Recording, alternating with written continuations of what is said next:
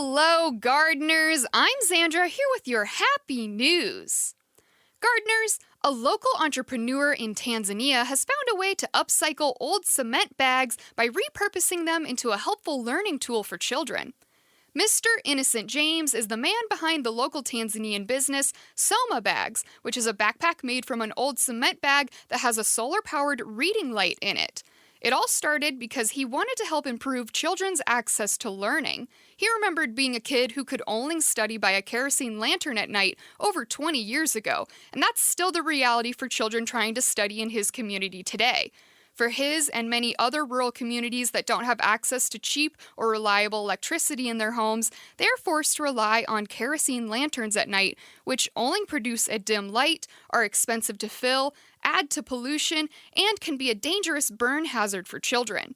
Many parents still have to choose between saving money or allowing their children to read at night, and despite their eagerness to read and learn, many get sent to bed when the sun goes down, making their learning limited to daylight. But now, Soma Bags is providing a solution with their backpacks equipped with solar panels to charge a reading light. James was inspired by a local professor who had a solar panel sewn into his jacket to charge his phone, so James started to sew cheap, flexible solar panels onto the outsides of bags back in 2016. He was able to create about 80 per month and sell them for between $4 and $8, which is around the same cost of running a kerosene lantern for about 15 days. Now, Soma Bags is bigger, and they employ 85 rural workers to satisfy the demand of about 13,000 backpacks a month. What started as a small-scale project with some discarded cement bags, a sewing machine, and hope for the future generations of learning has become a business attracting charities, fashion brands from around the world, and more.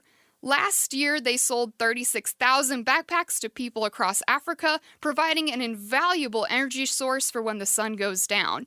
And these bags have also won the backing of the United Nations Development Program for their problem-solving potential. Brian? I'm just amazed.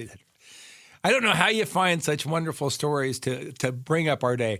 You know, we sit back here in the newsroom and stuff, and everything's going on, and you got Fox and CNN, and you're seeing we're going to put, do this to these people and that to that person. And what a wonderful world it is when we work together.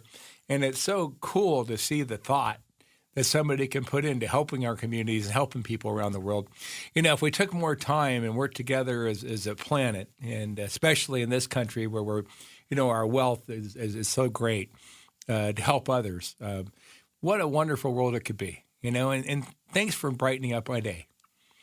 Always happy to, Brian. Well, it's just a wonderful story. Hello, gardeners. I'm Xandra here with your happy news.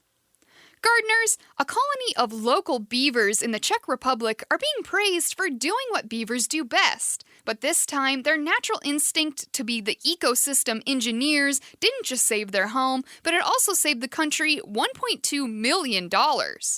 Local officials have been looking for a way to address a water issue they've been having in their protected hilly landscape area called Birdie, where a drainage problem has caused a lot of the important wetlands in the area to dry out. Despite securing over $1 million worth of funding for a dam and reservoir building project for the area, the process was taking forever, as government projects often do, and lagging behind. While administrators were dealing with paperwork, permits, and red tape to get the project approved for the past 7 years, recently a colony of local beavers decided they had enough, and they took it upon themselves to build their own project.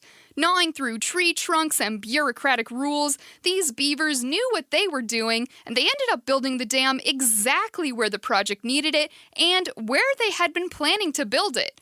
Officials were stunned when they woke up one morning last month to see the site no longer needed their human intervention. It took only about 8 beavers to build the perfect dam, and they practically completed it overnight, all without any prior planning meetings or blueprints to follow, because their blueprint comes from their instinctual need for deeper water to hide from predators and also to save their home from drying out. Ecologists inspecting the dams said that they will last a long time and do the job well, while also offering good conditions for the rare stone crayfish, frogs, and other species that thrive in the wetlands.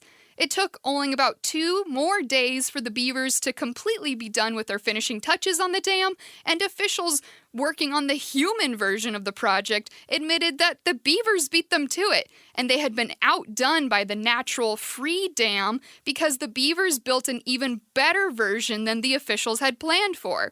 You know, sometimes Mother Nature really knows best, and in this case, it was the beavers here to teach us all that lesson again. Brian? Well, there's nothing like nature, and if we would respect it more as a people worldwide, and look what it can do to influence and change our lives, we really can't improve much on nature. Nature does a wonderful job. Thank goodness for the beavers. And just a reminder for us that sometimes procrastination's not terrible. Yeah. But the real moral, I think, to your story, Xandra, is that karma is everything. And thank goodness for nature and the beavers. And just to expand on your story a little bit, I was out at one of our farms and one of the neighbors decided to start shooting coyotes. And we look at all the natural things that we have here in Arizona. What a wonderful situation we have with the game and fish and all those kind of things. But, these creatures that are part of our nature, it's even like the coyotes. Now, I understand people around town not loving coyotes because they, can eat their pets and things like that. And sometimes they're not so wonderful to have in your neighborhood. Very differently, coyotes are such a wonderful part of our ecosystem and environment here. They do so much to control rodents that, I wish people would be more aware of what coyotes, bobcats, and foxes. And it's really fun to see here in the valley now that all of a sudden we have a fox population that runs around and eats our rats. We didn't have foxes before we had rats. They were very uncommon. I grew up here in the mountains of Sunny Slope, and we had some foxes that lived because it was natural territory.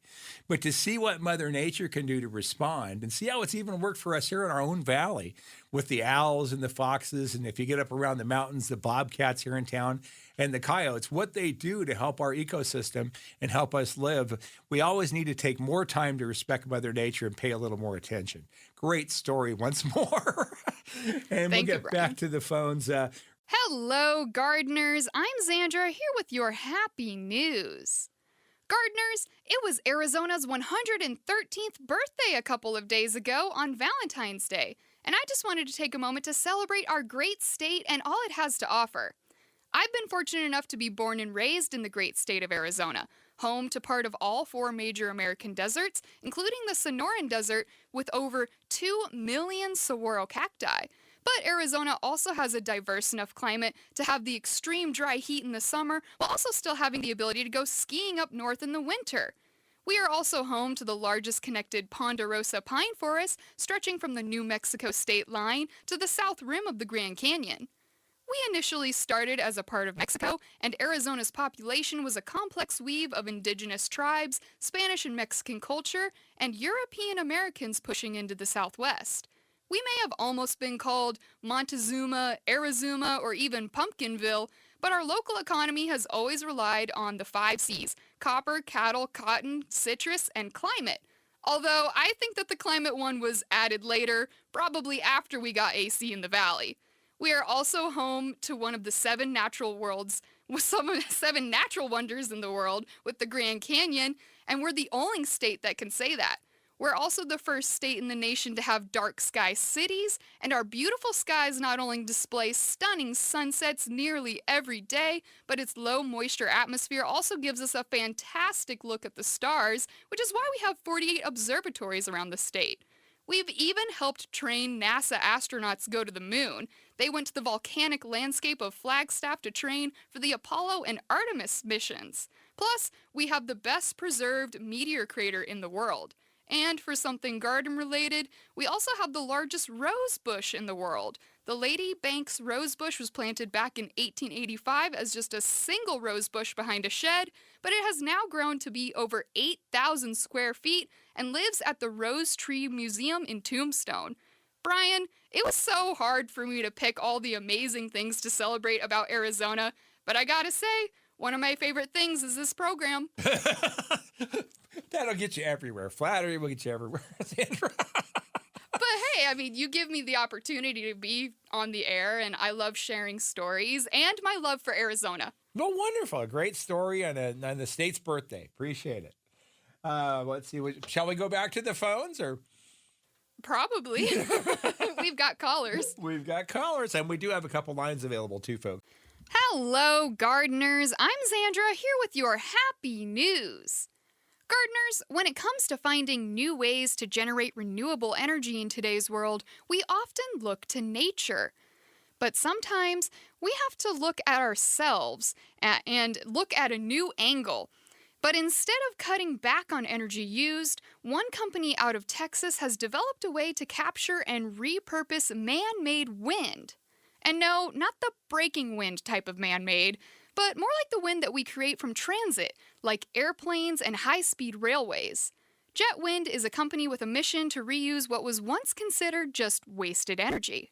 They realized that all the forceful winds generated from idling plane jets are strong enough to power a wind turbine, but not the huge traditional ones that we're used to.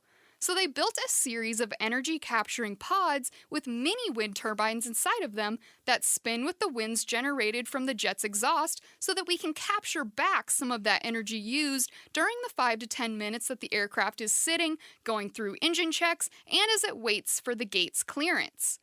They have been testing their energy pods since 2021, and now with their proof of concept, they're ready to deploy 13 energy-capturing pods at the Dallas Love Field Airport, where they will sit beneath the gates hooked up to external batteries that connect to the grid the airport uses. They will also add solar panels to generate even more energy. One whole set can create about 30 kilowatt hours of renewable energy, which is enough to power a family home for a few days. What's different about capturing man-made wind is that it's often more consistent and predictable based on how many flights take off per day. And with around 100,000 flights taking off every day globally, this could be a very useful source of renewable energy. Currently, they have power stations within the Dallas airport that travelers can use to recharge their devices, all powered by this jet engine exhaust energy. But as they deploy more energy pods, they hope to cut even more into the carbon footprint of the airport. And these energy pods have attracted global attention, so we may see more of these at airports all around the world one day. And Brian, I say it's just really nice to hear something good about planes lately.